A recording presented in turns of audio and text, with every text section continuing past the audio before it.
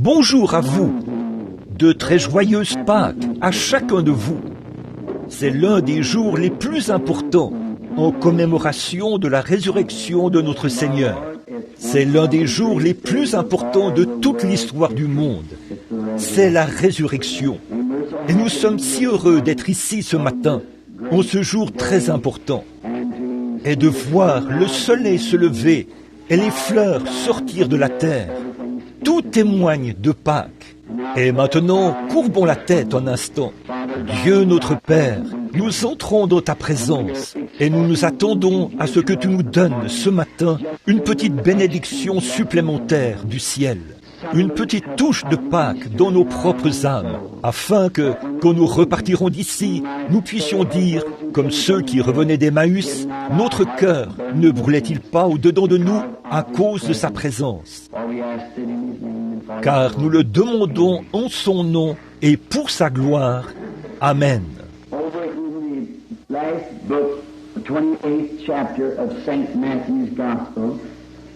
Dans le dernier livre, le chapitre 28 de l'évangile de Matthieu, le verset 7. J'aimerais lire un texte alors que nous entrons dans ce service.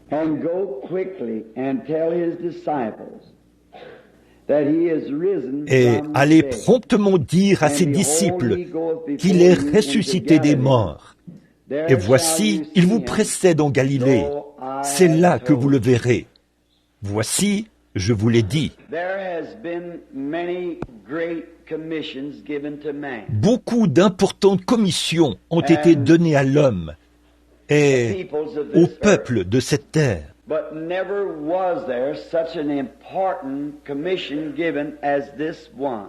Mais jamais une commission aussi importante que celle-ci n'a été donnée. Allez dire à ses disciples qu'il est ressuscité des morts. C'est une grande commission. Et pour qu'il soit possible de donner cela, il fallait d'abord qu'il y ait une grande victoire. Il y a eu des hommes dans notre temps et dans le passé et dans la grande histoire de ce monde, dans ces grands et vastes champs de bataille. Il y a eu beaucoup de grands conquérants. Beaucoup de grandes choses qui ont été faites pour la race humaine. Par exemple, je me disais, en venant ici ce matin, je me suis réveillé tôt et je n'ai pas eu l'occasion d'étudier beaucoup. C'est que, hier soir, je ne savais pas exactement quelle partie nous aurions aujourd'hui entre le pasteur et moi dans les services. Mais en chemin, je me suis demandé ce matin quelle serait, à ma connaissance, la meilleure chose que je pourrais dire à son peuple, un message à apporter.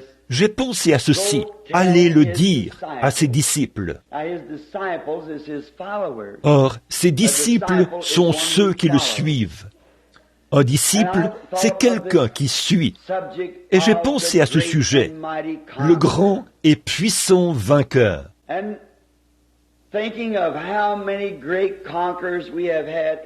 Et en pensant au nombre de grands conquérants que nous avons eus dans ce monde, et les grandes choses qu'ils ont faites pour faire avancer et améliorer le mode de vie humain,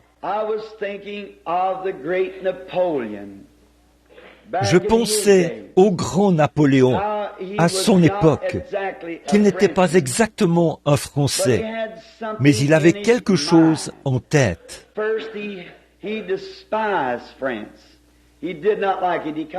D'abord, il méprisait la France, il ne l'aimait pas, il venait des îles, mais il avait en tête l'idée qu'un jour il conquerrait. Et la raison pour laquelle il avait ces choses à l'esprit, c'est qu'il fallait qu'il ait quelque chose sur quoi travailler. Pour chaque homme, avant de pouvoir faire un travail, il faut qu'il y ait un motif, une résolution, quelque chose sur lequel on travaille, une raison pour travailler, quelque chose qui permet d'agir. Et comme nous le savons tous, en prenant l'histoire d'Hitler, ou non pas d'Hitler, mais de Napoléon, il travaillait en fonction de la lune et du changement des étoiles. Il travaillait comme ça, et il comptait sur ça, parce qu'une fois, c'est ce qu'il avait fait, et là, il avait remporté une victoire. Et il est venu en France, et il est devenu un grand guerrier. Il a mis à mort beaucoup d'hommes, parce qu'ils n'étaient pas d'accord avec lui. Et il a nettoyé tout son pays, a éliminé tout ce qui s'opposait à lui. Il a complètement tout éliminé, parce que pour lui, il fallait que ce soit ainsi. S'il n'avait pas eu les choses ainsi, il y aurait toujours eu quelque chose qui se serait opposé à lui. Et au grand plan qu'il avait en tête, sa propre vie allait être en jeu. Alors il fallait que tout son royaume soit aussi parfait que possible. Je pense maintenant que vous me suivez dans ceci. Le grand vainqueur auquel je pense, tout dans son royaume doit être pour lui. Il faut que le cœur, l'âme et le corps soient pour lui. Il ne peut rien y avoir contre lui. Tout ce qui serait contre lui, il faudrait qu'il l'écarte. Il faut absolument que tout soit pour lui. Et quand Napoléon, il a pris les armes, les canons, les fusils, les mousquets, les épées, et il est parti avec cette seule pensée, il allait conquérir le monde. Et c'est pratiquement ce qu'il a fait à l'âge de 33 ans. Quand il était jeune homme, il était prohibitionniste, et sa grande renommée l'a rendu si prétentieux. Et cela a tellement affecté ses nerfs qu'il est mort à l'âge de 33 ans, un alcoolique. Sa popularité, c'était trop pour lui. Et je pense à un homme qui, à l'âge de 33 ans, a conquis le monde et est mort alcoolique. À cause de sa renommée, et il a perdu le principe même pour lequel il luttait. Il était le genre de type, ou pas un type, je dirais, mais il était l'instrument du diable. Il a essayé de conquérir le monde, mais il a échoué à 33 ans. Mais, oh, ce grand et puissant guerrier dont je parle, à l'âge de 33 ans, a vaincu tout ce qui était sur la terre et en enfer. À l'âge de 33 ans, un grand et puissant vainqueur. Je pense aux grandes batailles qui ont été livrées sur le champ de bataille. Nous savons, pour finir l'histoire de Napoléon, qu'il est arrivé à sa fin à Waterloo. Il n'y a pas longtemps, j'ai eu le privilège de voir les imitations faites des ruines de ses chars, et des cavaliers et des hommes, comment ils étaient étendus là, morts sur le champ de bataille, et les chars empilés, les roues brisées, là, dans les plaines, à l'endroit où on présente cette exposition. Et quel contraste! Observez cet homme à 33 ans et la honte qui est présentée là en commémoration de sa grande bataille et de sa victoire. Aller ensuite à Jérusalem et regarder un tombeau vide, un mémorial du grand et puissant vainqueur. D'une manière ou d'une autre, il y a quelque chose dans le fait de vaincre. Si nous avons quelque chose pour lequel nous nous battons, s'il y a une maladie dans notre corps, et nous luttons entre la mort et la vie, quelle victoire que nous voyons qu'elle est vaincue. Si nous luttons contre une forte dépendance ou contre quelque chose d'important qui nous assaille,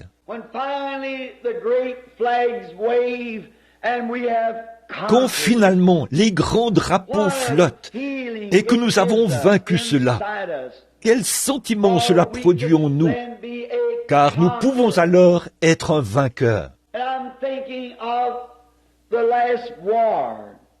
Maintenant, je pense à la dernière guerre et au moment où Hitler s'est emparé de Varsovie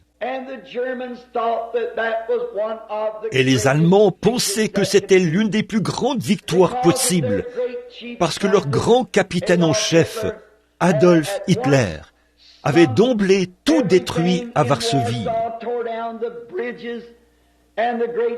démoli les ponts, et le grand pont s'est écroulé. Les journaux ont publié de grandes photos de la chute du pont. Les Allemands ont défilé dans les rues, ils ont battu du tambour, donné des coups de sifflet, et les milliers d'avions sont passés au-dessus de lui, alors qu'il remportait sa première grande victoire, parti comme un Alexandre le Grand ou un Napoléon à la conquête du monde. Mais comment a-t-il fini? Dans la honte, certainement. Je me souviens quand ils ont construit la grande route de Birmanie. Il doit y avoir, s'ils ont traversé la montagne.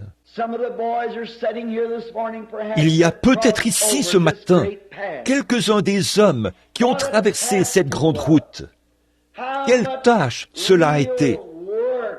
Combien il a vraiment fallu travailler et quel grand travail ils ont accompli! Et combien d'argent il en a coûté pour construire cette route de Birmanie? Les millions de dollars. Les hommes qui ont perdu la vie en construisant cela. Mais finalement, au bout d'un certain temps, quand le dernier kilomètre de la route a été construit et quand la route a été achevée, oh, combien les gens ont lancé des cris de victoire. Ils avaient une route par laquelle ils pouvaient traverser les montagnes pour remporter la victoire. Je pense à une autre route qui un jour a coûté la vie à notre Seigneur béni. Ce n'était pas seulement une route sur la terre, mais c'était une grande route appelée la grande route de la sainteté, où l'impur ne pourra pas passer. Seulement ceux qui sont marqués, seuls ceux qui sont du même côté que lui, passeront sur cette grande route. De grandes victoires ont été remportées. Beaucoup d'entre nous aujourd'hui se souviennent bien de la Première Guerre mondiale. Je me souviens quand je n'étais qu'un petit garçon, j'entendais les sifflets retentir, et même les fermiers dans les champs ont arrêté leurs chevaux et ont agité leurs chapeaux. Ils ont crié, ils ont hurlé. Qu'est-ce qui s'était passé? La guerre était terminée. La victoire avait été remportée. Le grand système économique pour lequel nous nous battions, nous avions finalement remporté la victoire. Je pense à cette dernière guerre mondiale. J'habitais juste de l'autre côté de la rue. Et quand les sifflets ont commencé à retentir, les gens se sont précipités dans leurs cours. Les femmes, portant leurs tabliers, les ont enlevés et les faisaient tournoyer dans les airs. Les balles volaient à travers les arbres. Des coups de sifflet ont retenti. Les voitures roulaient à toute allure dans les rues. Les gens tombaient à genoux et levaient les mains. Ils poussaient des cris. Ils pleuraient. Pourquoi? Parce que la guerre était terminée. Et les bien-aimés, les chers garçons qui étaient de l'autre côté de la mer, allaient bientôt revenir en bateau à la maison vers eux. Quelle victoire! Quel moment et quelle joie dans tous les cœurs! Quel jubilé! Ce soir-là, tout le monde était d'une humeur telle qu'on aurait pu entrer dans le restaurant et manger, et en sortir sans payer pour ça, et ça n'aurait pas été un problème. On aurait pu utiliser la voiture de l'autre homme, ça n'aurait pas été un problème. On aurait pu demander ce qu'on voulait, et on l'aurait probablement obtenu. Pourquoi? La victoire était remportée. Les garçons rentraient à la maison. C'était fini. Et mon frère, je me dis que c'est dommage que ce genre de sentiment ne puisse pas durer toujours. Mais pour le chrétien, ce matin, la victoire est remportée. Les cloches de joie retentissent. La guerre est terminée entre Dieu et l'homme. La victoire a été remportée. Avant qu'une victoire puisse être remportée, de grands prix doivent être payés. Oh, quel prix payé! Et parfois, c'est très profond. Ça laisse de grandes cicatrices, déchirantes. Mais pour avoir la montagne, il faut que nous ayons la vallée. Avant que nous puissions avoir le soleil, il faut que nous recevions la pluie. Avant de pouvoir avoir la lumière, il faut que nous ayons la nuit. Avant que nous puissions avoir le bien, il fallait qu'il y ait le mal. Sinon, on n'aurait jamais su ce qu'était le mal. Mais pour vaincre et gagner la plus grande bataille qui ait jamais été gagnée, quelqu'un est sorti de la gloire il y a de nombreuses années. Et il n'a pas pris sur lui la forme d'un ange. Il n'est pas venu en tant que grand personnage. Mais il allait prouver qu'on n'a pas besoin de mousquets et de balles, ni de bombes atomiques pour gagner une guerre. Il s'est revêtu d'humilité, comme un petit bébé, et il est né dans une crèche. Il n'y avait même pas de lieu pour sa naissance quand il est venu. Je veux que vous observiez le matériel de guerre qu'il a utilisé. Or, toute la race d'Adam était dans la servitude. Ils étaient là, sans espérance, sans Dieu, sans la moindre chance, sans miséricorde, sans rien qui puisse les aider. Les grands ennemis des régions inférieures, des perdus, les avaient enfermés dans les ténèbres. Il n'y avait pas moyen d'en sortir. Personne ne pouvait les aider. On ne pouvait rien faire. Tout semblait être perdu, complètement.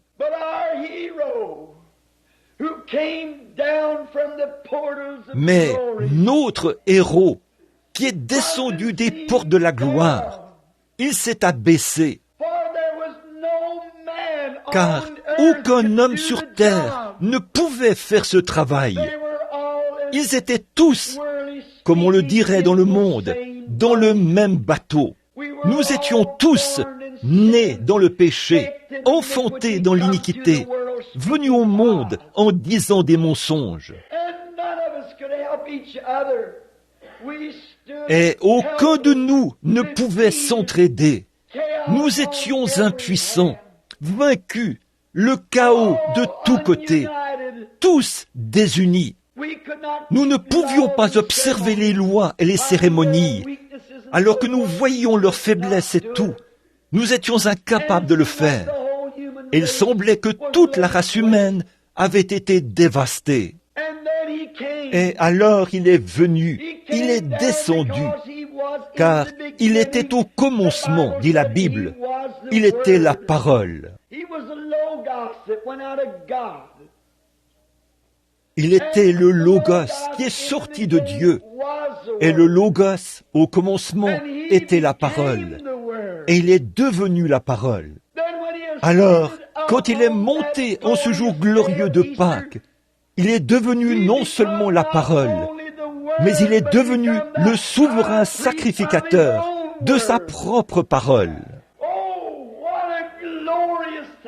Oh, comme c'est glorieux, frère Neville, de penser qu'il est non seulement la parole, mais qu'il est le souverain sacrificateur de sa propre parole. Comment pourrions-nous en douter? Comment pourrions-nous nous approcher de lui sans croire que nous recevrons ce que nous demandons? Car il est la parole et l'intercesseur de la parole. Le Logos est devenu parole et la parole a été faite chair. Et cette même chair qui était la parole, élevée dans la gloire, est maintenant le souverain sacrificateur qui intercède lui-même selon sa parole. C'est ce qu'il faut. Voilà le matériel que l'Église possède. Quelle arme! Il n'y en a jamais eu une comme celle-là. Il était la parole. Et quand il est venu, il est né dans une crèche. Il est venu pour utiliser l'arme de l'A-M-O-U-R, l'amour, pour vaincre le monde. Pas avec des balles d'armée, pas avec des mitrailleuses et des chars d'assaut. Mais il est venu d'une manière différente. Il est venu sous la forme de l'amour. Il était l'amour de Dieu. À un moment donné, quand j'étais un petit garçon, je pensais que Christ m'aimait et que Dieu me haïssait, parce que Christ était mort pour moi. Mais Dieu avait quelque chose contre moi. Mais j'ai fini par découvrir que Christ est le cœur même de Dieu. Dieu a tant aimé le monde qu'il a donné son Fils unique, afin que quiconque croit en lui ne périsse point, mais qu'il ait la vie éternelle. Or, il est d'abord venu pour vaincre, et ce que le diable avait mis dans le monde, c'était la haine. Et il est venu pour vaincre la haine. Quand nous gagnons nos batailles, et ainsi de suite, dans les batailles du monde, cela laisse toujours continuellement de la haine, parce que les batailles de ce genre sont celles de l'ennemi. Mais Christ est venu avec amour pour vaincre la haine, pour aimer ceux qui n'étaient pas aimables. Il est venu avec une arme différente. Et il s'est humilié, a été fait de peu inférieur aux anges, pour souffrir la mort et pour donner un exemple. Et quand il était ici sur terre, il a marché parmi les hommes. Il a démontré ce qu'étaient ses armes de guerre. Quand il a guéri les malades, quand il a pris 5 petits pains et 2 morceaux de poisson, et qu'il a nourri 5000 personnes, il a prouvé qu'il avait le pouvoir sur tous les atomes qui existaient. Non seulement il a multiplié des poissons, mais il a multiplié des poissons cuits. Non seulement il a produit du blé dans ses petits pains, mais il a produit du blé cuit dans ses petits pains. Cela montrait qu'il était ce grand et puissant vainqueur. Non seulement il a pris l'eau du puits, mais de cette eau du puits, il a fait du vin. Il a prouvé qu'il avait la puissance de vaincre. Et il aimait, et son arme, c'était l'amour. Maintenant, remarquez. Alors, quand il a fait ça, quand il s'est tenu un jour près du sépulcre de Lazare, et là se trouvait un homme mort, enseveli depuis 4 jours. Même ceux qui étaient là ont dit, ils sont déjà. Son nez s'était affaissé. Les vers de sa peau le rongeaient. Et Jésus s'est tenu là, en tant que puissant vainqueur. Quand il a dit à Marthe et à Marie, quand il s'est tenu là, ne vous ai-je pas dit, si seulement vous croyez, vous verrez la gloire de Dieu? Il venait de dire, quand elles ont dit, notre frère est mort, et ainsi de suite, il a dit, je suis la résurrection et la vie. Celui qui croit en moi vivra, quand même il serait mort. Et quiconque vit et croit en moi ne mourra jamais. Ne viens-je pas de vous dire que cette puissance éternelle et bénie se trouve en moi? Il n'a pas seulement fait une déclaration, il était capable d'accomplir tout ce qu'il disait, car il était le puissant vainqueur. Demeurant en lui, restons là, voilé dans une chair humaine, comme un homme. Mais là, à l'intérieur, demeurait nul autre que le Dieu Tout-Puissant, celui qui est grand et puissant. Il pouvait recréer, il pouvait créer de nouvelles choses, il pouvait parler, et ce qu'il demandait allait être accordé à l'instant même. Mais il s'est humilié, il est resté humble, il voulait donner un exemple. Il voulait être le vainqueur qu'il fallait, et il l'était. En effet, il a prouvé qu'il l'était. Comme je l'ai souvent dit dans mes réunions, peut-être que cela pourrait rendre témoignage ce matin à ce groupe de gens en ce beau matin de Pâques. Une dame, elle fait partie d'une certaine église qui ne croit pas au fait d'accepter le sang du Seigneur Jésus. Sans effusion de sang, il n'y a pas de rémission des péchés. Elle m'a dit que cet homme n'était qu'un prophète, un homme merveilleux, et que je faisais de lui une divinité. J'ai dit, il était la divinité, il était Dieu. Elle a dit, vous essayez de le rendre trop important. J'ai dit, aucun mot ne pourrait exprimer sa grandeur. La langue humaine n'a jamais trouvé la façon de l'exprimer. Je parlais avec un homme l'autre jour, un diplomate de Washington, D.C., et il a dit, en racontant un petit témoignage, lors d'un petit déjeuner où nous étions ensemble, il a dit, « Frère Branham, j'ai été luthérien toute ma vie, mais, a-t-il dit, l'autre jour, alors que j'assistais à un réveil à l'ancienne mode, a-t-il dit, je me suis agenouillé à l'autel et je voulais avoir une expérience avec Dieu. Il a dit, et pendant que j'étais là, à genoux, or, c'est un diplomate de Washington qui a même servi sous le président Coolidge. Et quand il a levé les yeux, a-t-il dit, j'ai eu une vision de Jésus. Il a dit, je peux parler 9 langues avec facilité. Il a dit, mais de toutes ces 9 langues, je n'ai pu trouver aucun mot. Il a dit, alors j'ai simplement levé la main et il m'en a donné une nouvelle avec laquelle parler. Il a dit, je viens de voir la gloire de son visage. Cette dame m'a dit, elle a dit, frère Branham, Jésus n'était rien d'autre qu'un homme, juste un prophète. J'ai dit, il était Dieu, ma sœur.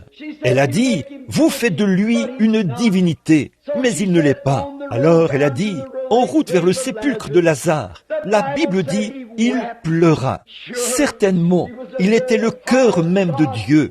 Il a souffert comme nous souffrons. Il était chair comme nous sommes chairs. Il avait dans son corps les mêmes désirs et les mêmes choses que nous avons. Pourtant, pour devenir un sacrifice parfait, il fallait qu'il vive toutes ces choses. Il l'a fait. Mais j'ai dit, elle a dit, il a pleuré en se rendant au sépulcre de Lazare. J'ai dit, mais, oh madame, c'est vrai, il était un homme quand il pleurait. Mais quand il s'est tenu là, près de ce sépulcre, où reposaient les morts silencieux, où un corps pourri gisait, recouvert d'une serviette, quand il a dit, ôtez la pierre, il a redressé son petit corps, et il a dit, Lazare, sors. Et un homme qui était mort depuis 4 jours s'est levé sur ses pieds. Qu'est-ce que c'était? La corruption a reconnu son Créateur. L'âme a reconnu son Maître. Et ce grand et puissant vainqueur a prouvé là qu'il a la puissance sur la mort, le séjour des morts et la tombe. Ça réjouit notre cœur, certainement. Vous parlez de frapper sur des chaudrons et de faire sonner des klaxons. Le monde devrait célébrer un jubilé ce matin, comme il ne l'a jamais fait auparavant. Des cris et des acclamations de son peuple. Parce que c'est le jour où on commémore le moment où il a vaincu le dernier ennemi et qu'il nous a libérés, nous, captifs. Oui, il était un homme. C'est vrai, il a prouvé qu'il était un homme et il a prouvé qu'il était Dieu. Un soir, alors que la grande mer déchaînée qui a pris des milliers de vies. Peut-être que certains d'entre vous, les mères ici ce matin, vos garçons sont morts sur la mer déchaînée, tout là-bas. Ils ont peut-être sombré sous les flots des vastes champs de bataille de ce monde. Certains de vos bien-aimés reposent là-bas, peut-être au fond de la mer. Mais un soir, alors qu'ils se trouvaient dans un petit bateau et que les vagues bondissaient sur la mer comme un bouchon de liège, il s'est levé et a posé son pied sur le bastingage du bateau. Il a levé les yeux vers le ciel et a dit « Silence !» Et aux vagues, il a dit « Tais-toi !» Et cette mer puissante est devenue lisse, si bien qu'il n'y a plus une ride sur l'eau. Certainement, il l'était.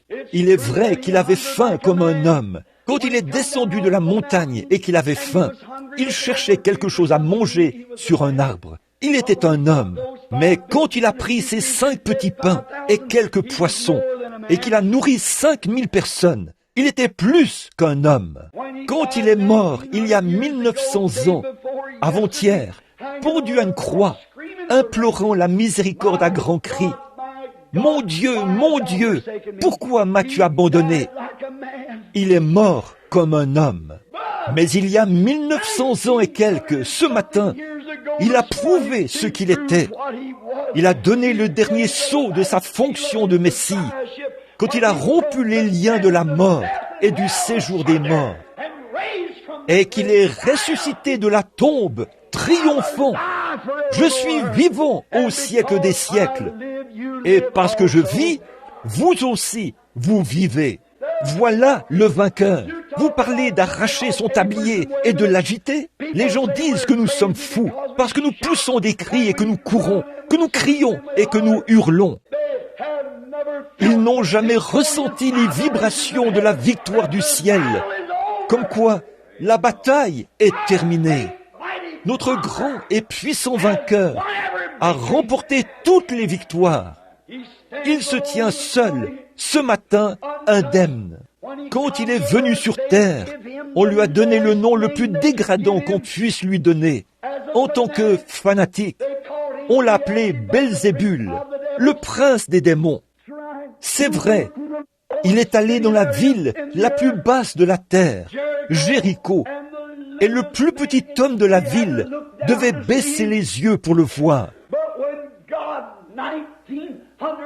Mais quand Dieu, il y a 1900 ans, l'a ressuscité, c'est ce que les hommes lui ont fait.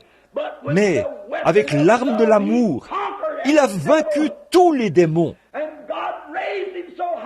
Et Dieu l'a élevé tellement haut, et il lui a donné un nom au-dessus de tout nom qui est donné dans les cieux et sur la terre. Chaque nom dans le ciel s'incline devant le nom de Jésus. Chaque ange, chaque monarque, tout s'incline devant le nom de Jésus. Toute langue le confessera, tout genou fléchira devant lui. Et il est monté tellement haut qu'il doit même baisser les yeux pour voir les cieux.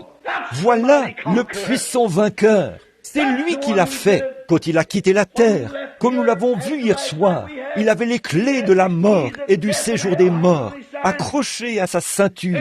Amen. Ne crains point, je suis celui qui était mort et je suis de nouveau vivant au siècle des siècles. Est une conjonction. J'ai les clés de la mort et du séjour des morts accrochées juste ici. Vous parlez d'un vainqueur. Et parce que j'ai vaincu, j'ai simplement fait une route pour que vous puissiez y voyager. L'homme a été rejeté du ciel. Les routes étaient fermées. Il n'y avait pas de route. Mais là où il n'y avait pas de route, il est venu en faire une. Oh là là! La première couche, c'était les démons du doute. La suivante, c'était les préjugés. La suivante, c'était l'égoïsme. Cette terre était couverte de couches de puissance démoniaque. Puis la maladie, les infirmités. Mais quand il a commencé à monter au ciel, hier soir, nous l'avons vu sortir de l'enfer avec les clés de la mort et du séjour des morts à sa ceinture. Ce matin, nous l'emmenons là-haut. Alléluia! Quand il est ressuscité, il était triomphant. Et en montant, il a brisé tous les pouvoirs du diable qui s'emparent des hommes. Il est monté en haut et a fait des dons aux hommes, les dons du Saint-Esprit. Le puissant vainqueur, il se tient seul ce matin. Et entre lui et chaque croyant, il y a la grande route bénie de la sainteté, sur laquelle marcheront les justes. Il n'y a pas moyen de contourner cela. Il n'y a qu'une seule voie qui a été tracée à partir de la gloire. Il a laissé des empreintes de pas ensanglantés alors qu'il marchait dans les corridors des puissances démoniaques. Et il a tracé une route pour nous d'un bout à l'autre. Il est assis dans les lieux très hauts ce matin en tant que puissant vainqueur. Son peuple est en train de célébrer un jubilé. Ils sont des dizaines de milliers partout dans le monde à crier victoire. J'ai observé les gens qui adhèrent à cette vieille église formaliste et froide. Je peux imaginer quelqu'un dire « Je vais vous montrer que cela est rejeté ». Tenez, dès que la première guerre a été terminée, un message a été transmis sur la route, ici, dans un autobus de la compagnie Greyhound. Ils ont dit « Pourquoi tout ce bruit ? Qu'est-ce qui se passe ?» Et l'un d'eux a dit « Regardez ça, voici le journal. La guerre vient de prendre fin. » Et tout le monde pleurait et poussait des cris. Mais une femme a dit « Oh là là, pourquoi fallait-il que ça se termine comme ça ?» Elle a dit « Si seulement ça avait pu durer quelques jours de plus. » A-t-elle dit « Jean et moi, nous aurions pu nous la couler douce. » Elle a dit « Nous aurions pu faire cela. » Il y avait un homme debout à l'arrière de l'autobus. Il a saisi cette femme et il l'a presque jetée dehors par la porte. Et quand la police a arrêté cet homme, il a dit « La raison pour laquelle je l'ai fait, a-t-il dit, c'est que cette femme n'a personne là-bas dont elle se soucie. Mais moi, j'ai 2 garçons là-bas. » Il a dit « Je ne pouvais pas contenir mes émotions. Oh frère, j'ai un père là-bas. J'ai des bien-aimés là-bas. Ça signifie quelque chose pour moi. Quand Jésus a vaincu, j'ai une femme, j'ai un bébé, j'ai des bien-aimés. Ce grand et puissant vainqueur, vous pouvez m'appeler un exalté ou un fanatique religieux ou ce que vous voudrez. Mais quand je pense que cette grande guerre est réglée, le prix est payé, la victoire est remportée, Jésus est ressuscité des morts, le saut final de sa fonction de Messie qui montre que tout est terminé. Il est vivant ce matin et il a les clés de la mort et du séjour des morts. J'ai des bien-aimés qui sont de l'autre côté de la frontière là-bas. Je suis sur cette ancienne grande route. Je monte les voir. Ne pensez pas que je suis fou. Oh, mais je suis si heureux que ce soit réglé. C'est une œuvre achevée. En vivant, il m'a aimé. En mourant, il m'a sauvé. Enseveli, il a emporté mes péchés au loin. En ressuscitant, il a justifié gratuitement pour toujours. Un jour, il reviendra. Ô jour glorieux! Ce baptême béni du Saint-Esprit pour nous guider sur cette merveilleuse grande route. Oh, comme il est glorieux! Comment pourrais-je jamais en avoir honte?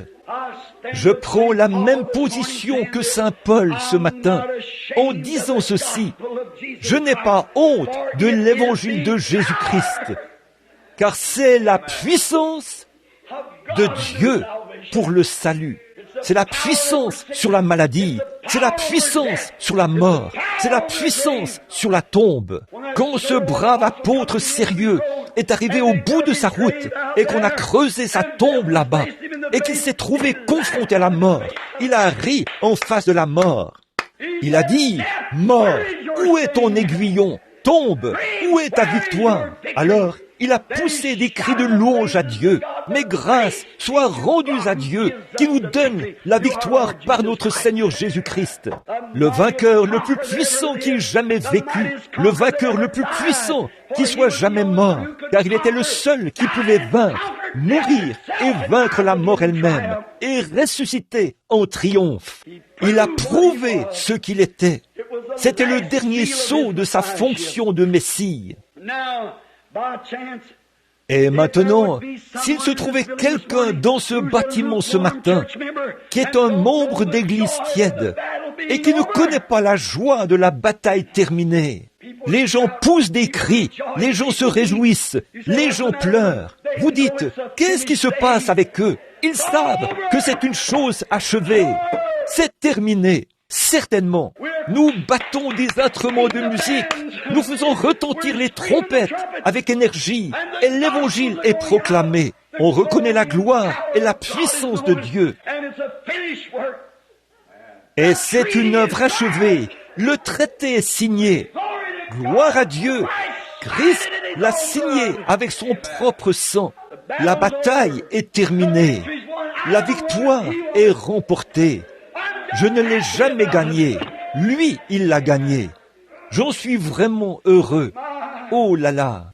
Quand certains de ces hommes sont revenus d'outre-mer, à ce qu'on m'a dit, quand le bateau est arrivé à New York, juste au moment où il entrait dans le port, ils ont regardé au loin et ils ont vu la statue de la liberté. C'est la première chose qu'on voit dressée là. Ils ont amené certains de ces vétérans infirmes sur le pont du navire afin qu'ils puissent la voir. Et quand ils ont commencé à voir cette statue de la liberté, ils se sont mis à pleurer. Ils ont pleuré. C'était plus fort qu'eux. De grands hommes costauds se tenaient là. De grands hommes aux mains calleuses, frémissants et tremblants. Ils n'arrivaient pas à contenir leurs émotions. Pourquoi? C'était un emblème de la liberté. Juste derrière cette statue de la liberté se trouvait, il y avait papa, maman, des bien-aimés, une chérie, une femme, un bébé, tous ceux qui leur étaient chers sur cette terre se trouvaient là, derrière cette statue. Et juste avant d'arriver, ils ont reconnu que c'était le pays de la liberté et la patrie des braves. Certainement, ça vous fait tressaillir d'émotion, ce vieux drapeau qui flotte.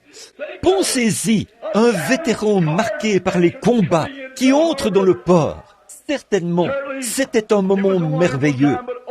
Mais, ô frère, un de ces matins, quand le vieux bateau de Sion fera retentir sa sirène, et que je verrai cet emblème dressé là, la vieille croix rugueuse, alors que les vents fouettent ces vieilles bannières grises, tandis qu'il avance dans le brouillard de la mort. Quelle victoire! Eh bien, ce n'est pas étonnant que nous n'arrivions pas à contenir nos émotions. Quelque chose est arrivé. Nous sommes devenus concitoyens. La chose est achevée. Quand ils ont construit le grand pont entre le nord et le sud de l'Australie pour relier Sydney au sud de Sydney, comment chaque homme a pris, eh bien, ils ont parcouru tout le pays pour essayer de trouver un homme pour le faire.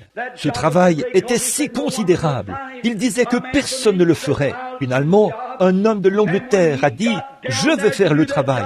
Et quand il est arrivé là-bas pour faire ce travail, il a testé chaque boulon qui était utilisé pour le pont. Sa réputation était en jeu.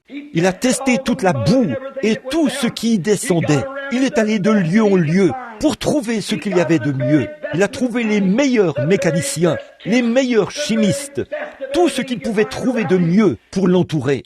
Et finalement, quand le pont a été achevé, le jour est venu où il devait être testé. Les critiqueurs se sont tenus à l'écart et ils ont dit « Ça ne tiendra pas, ça va s'écrouler, le fond est trop sablonneux. » Mais il avait creusé très profondément. Il avait confiance. Il savait que tout avait été testé.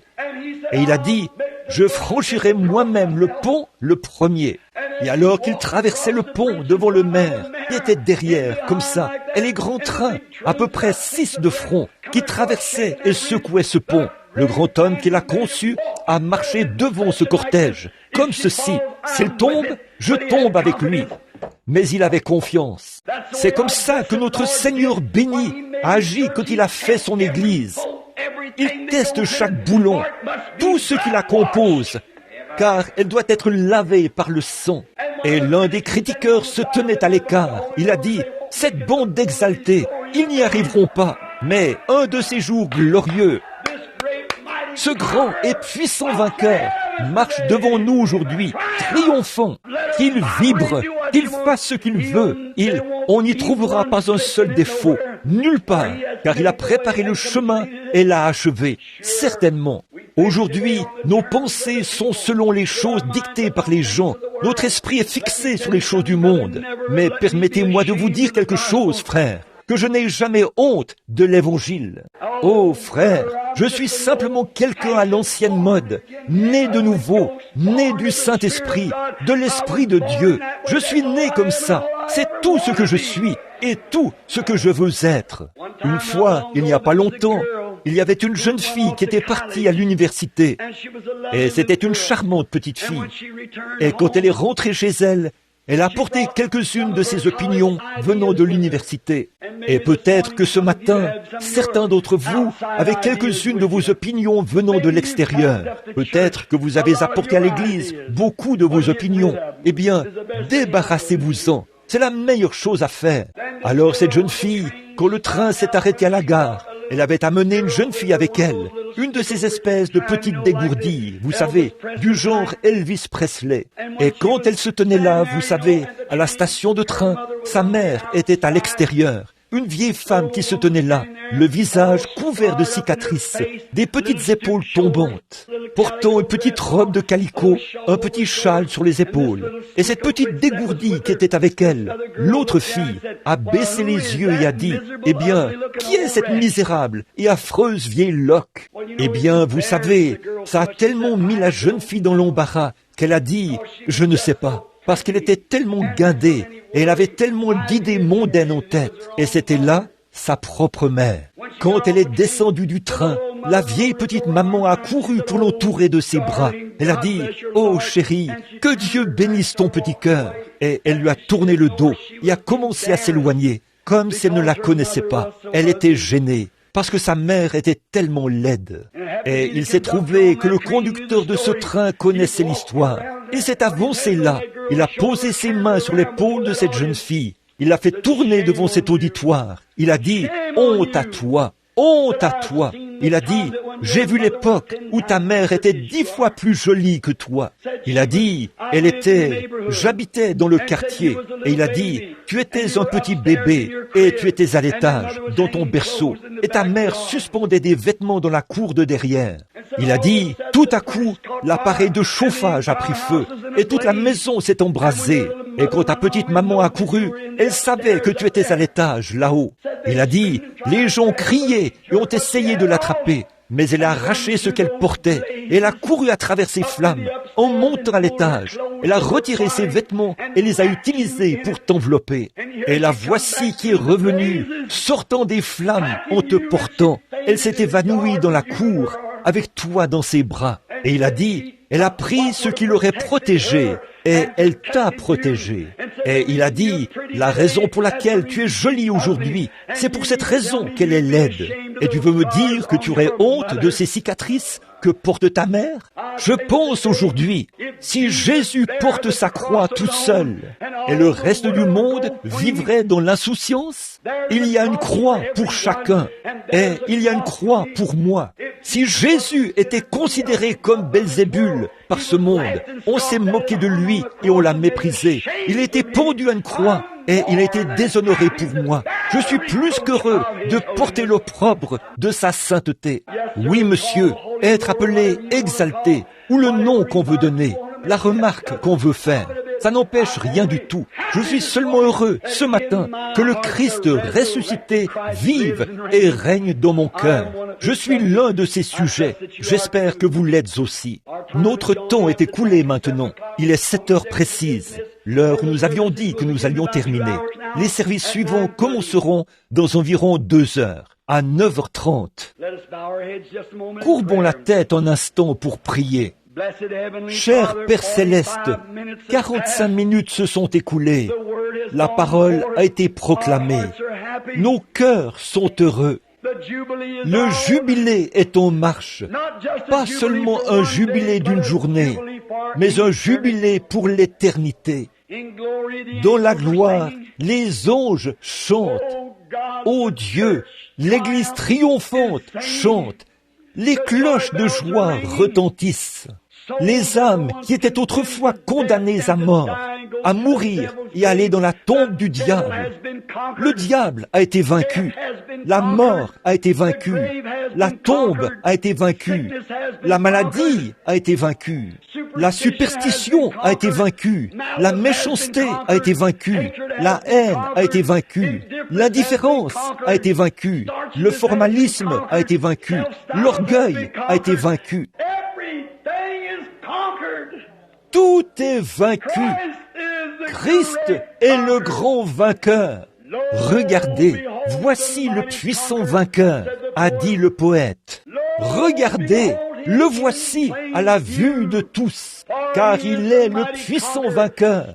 Depuis qu'il a déchiré le voile en deux, il a déchiré ce voile qui cachait l'homme. Il ne pouvait pas voir Dieu, et maintenant Dieu habite parmi les hommes. Il a déchiré ce voile qui empêchait d'avoir la guérison de Dieu. Il a déchiré ce voile qui empêchait d'avoir la bénédiction de Dieu. Il a déchiré ce voile qui empêchait d'avoir la joie de Dieu. Il a déchiré ce voile qui empêchait d'avoir la paix de Dieu. Maintenant, le voile est déchiré en deux. Avec son propre sang, il a marché en vainqueur. La bataille est terminée. Il nous l'a prouvé par sa résurrection. Et maintenant, le Saint-Esprit sert de témoin, envoyé pour nous guider. Ô Dieu éternel, s'il y a quelqu'un ici ce matin qui a traînassé sur la grande route, venant et repartant, tombant au bord de la route, n'ayant jamais été capable de marcher directement au milieu avec les grands héros qui ont marché au milieu de la grande route, nous prions ce matin qu'ils s'abandonnent entièrement à toi, qu'ils ressortent de ces choses et savourent cette grande victoire qui a été remportée par notre Seigneur ressuscité. Accorde le Père, car nous le demandons au nom de Christ. Et pendant que nous avons la tête inclinée, je me demande en cet instant si vous voudriez lever la main vers Christ pour dire « Ô Christ, j'apprécie, jamais plus je n'aurai honte de toi. J'ai été un peu timide. Que Dieu vous bénisse, madame. Que Dieu vous bénisse, monsieur. Que Dieu vous bénisse. Et vous, oh là là, les mains se lèvent partout. J'ai été un peu timide. J'avais un peu honte. Mais maintenant, je vois vraiment ma position. Je n'aurais jamais dû faire ça. Je dois prendre position ouvertement, présenter mon témoignage. C'est exactement comme ça que je dois être. Je dois dire à tous, je suis né de nouveau. Je dois dire à tous, j'ai reçu le Saint-Esprit. Je n'ai pas honte de l'Évangile, car il est la puissance de Dieu pour le salut. Je veux être un vrai chrétien courageux. Je ne l'ai pas été, mais avec l'aide de Dieu, à partir de ce matin de Pâques, je le serai. J'en serai un. Quelqu'un d'autre voudrait lever la main maintenant, avant que nous prions? Que Dieu vous bénisse. Et vous? Oh, regardez les décisions qui sont prises. Au moins 25 ou 30 personnes assises au milieu de ce petit groupe de gens ce matin ont pris une décision. À partir de ce grand matin de triomphe, ils vont, par la grâce de Dieu, être différents et ils n'auront pas honte de l'Évangile, car il est la puissance de Dieu pour le salut.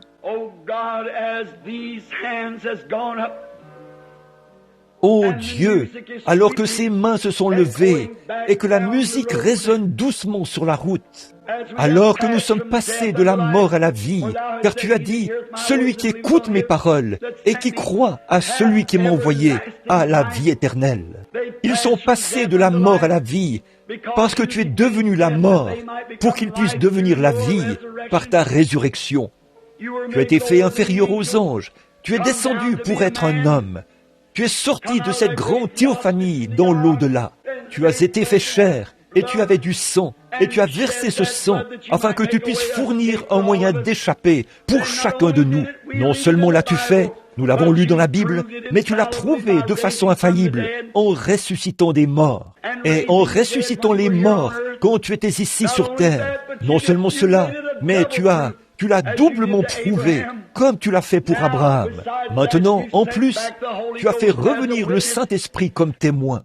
Et nous avons sa présence bénie avec nous et en nous, qui nous guide, nous conduit dans toute la vérité est dans la lumière. Nous te remercions pour ces nombreuses mains qui se sont levées ce matin pour dire « Je prends maintenant Christ comme mien ». Ô Dieu, s'ils n'ont jamais été baptisés dans l'eau, ce qui représente la grande mort, l'ensevelissement et la résurrection de leur Seigneur béni, puissent-ils revenir au service ce matin, apporter leurs vêtements et être prêts pour descendre dans ce baptistère glacé. Accorde-le, Père.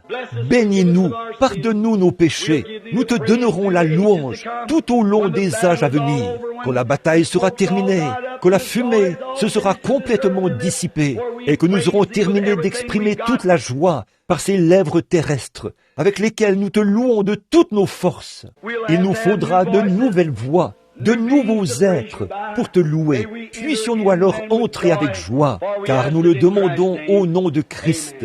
Amen.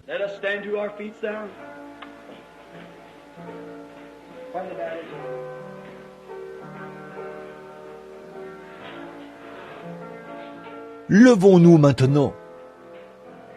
N'oubliez pas les réunions à 9h30. Rentrez chez vous, prenez votre petit déjeuner, revenez, nous comptons être avec vous là. Et ensuite ce soir, n'oubliez pas, je dois me retirer cet après-midi pour étudier et prier. Car je vous déclare que Christ est vivant. Il n'est pas mort. Et je crois de tout mon cœur qu'il sera ici même dans ce bâtiment ce soir pour montrer qu'il est vivant, pour faire les mêmes choses qu'il avait faites le premier matin de Pâques et tout au long de son voyage dans cette vie. Si ce n'est pas le cas, alors j'ai été un faux prophète. Je suis si heureux de savoir qu'en cette grande heure sombre où nous vivons maintenant, alors que tout espoir semble perdu, Christ est le roc où nous pouvons nous tenir. Tout le reste est sable mouvant. Très bien. Notre petit cantique que nous avons l'habitude de chanter en nous séparant. Revêt-toi du nom de Jésus. Tous ensemble maintenant.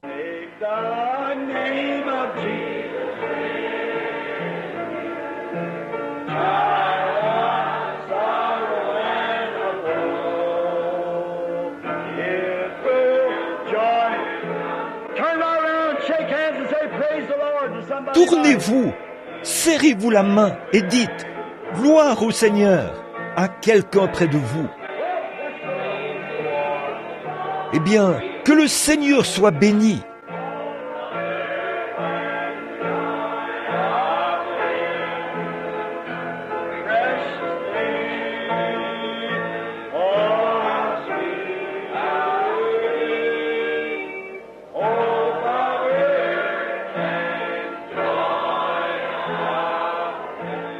Maintenant, que tout le monde regarde par ici, louons-le simplement, levons simplement les mains et disons « Merci Seigneur d'avoir sauvé mon âme ». Très bien, tout le monde.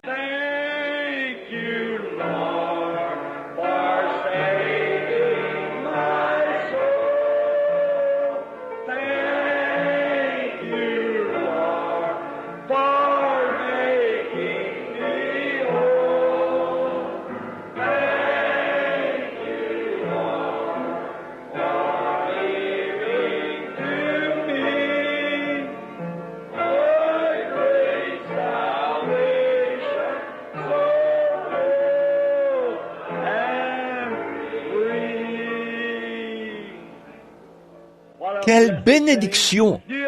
L'aimez-vous? Dites Amen. Oh, tout est accompli maintenant, mes enfants. Tout est terminé. Il n'y a plus de bataille. Il n'y a plus de guerre. Vous n'avez plus rien à faire. C'est déjà fait. Nous nous réjouissons tout simplement. Oh là là! Nous sommes accomplis en lui.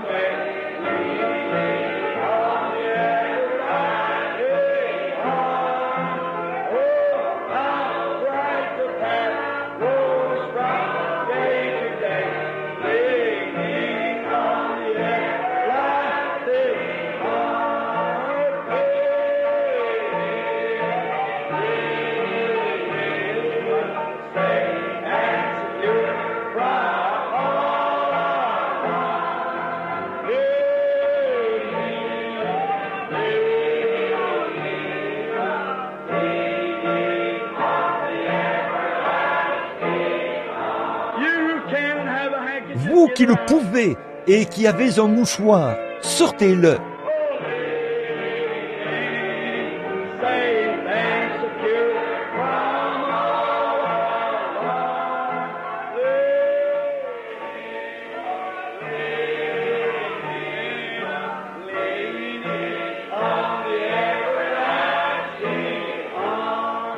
Maintenant, votre Bible.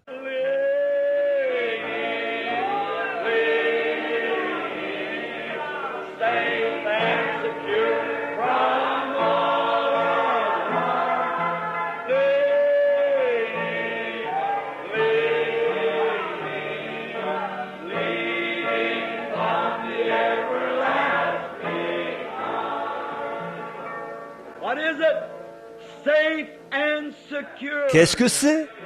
Bien à l'abri. Tout est terminé. Tout est achevé. La bataille est terminée. Le dernier sceau est brisé. Il est monté. Alléluia!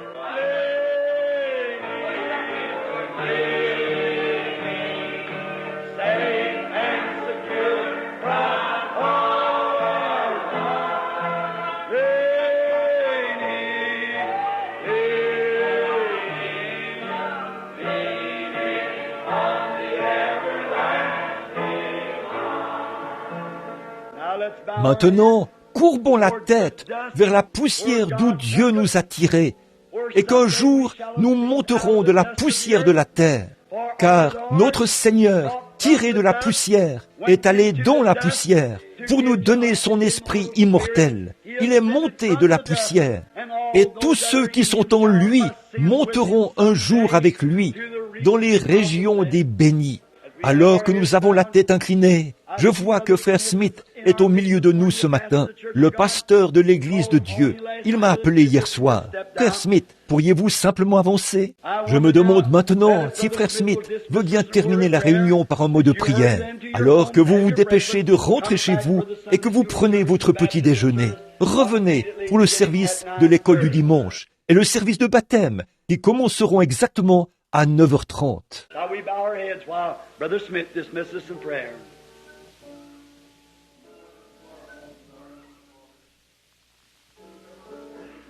Pourrions-nous courber la tête pendant que Frère Smith termine la réunion par la prière?